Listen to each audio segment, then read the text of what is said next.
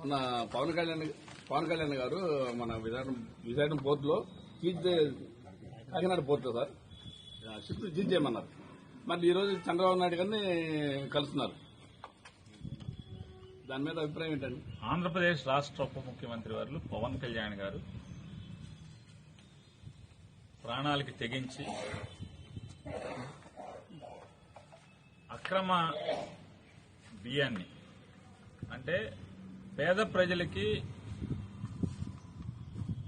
ఆహారంగా వాడుకోవాల్సినటువంటి బియ్యాన్ని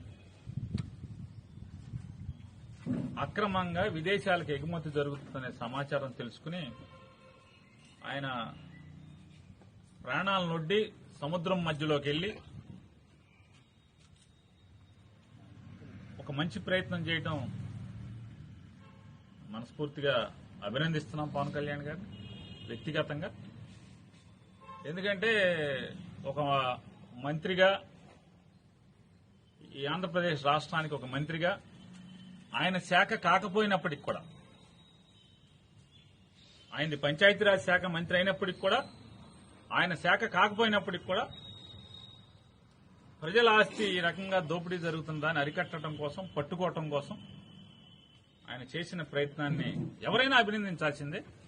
మన పవన్ కళ్యాణ్ గారు మన విశాఖపట్నం పోర్ట్ లో కాకినాడ పోర్ట్ లో సార్ షిఫ్ట్ జీజ్ చేయమన్నారు. మరి ఈ రోజు చంద్రబాబు నాయుడు గారిని కలుస్తున్నారు. దాని మీద అభిప్రాయం ఏంటండి? ఆంధ్రప్రదేశ్ రాష్ట్ర ఉప ముఖ్యమంత్రి వారు పవన్ కళ్యాణ్ గారు ప్రాణాలకి తెగించి అక్రమ బియ్యాన్ని, అంటే పేద ప్రజలకి ఆహారంగా వాడుకోవాల్సినటువంటి బియ్యాన్ని అక్రమంగా విదేశాలకు ఎగుమతి జరుగుతుందనే సమాచారం తెలుసుకుని ఆయన ప్రాణాలనొడ్డి సముద్రం మధ్యలోకి వెళ్లి ఒక మంచి ప్రయత్నం చేయడం మనస్ఫూర్తిగా అభినందిస్తున్నాం పవన్ కళ్యాణ్ గారిని వ్యక్తిగతంగా. ఎందుకంటే ఒక మంత్రిగా, ఈ ఆంధ్రప్రదేశ్ రాష్ట్రానికి ఒక మంత్రిగా, ఆయన శాఖ కాకపోయినప్పటికి కూడా,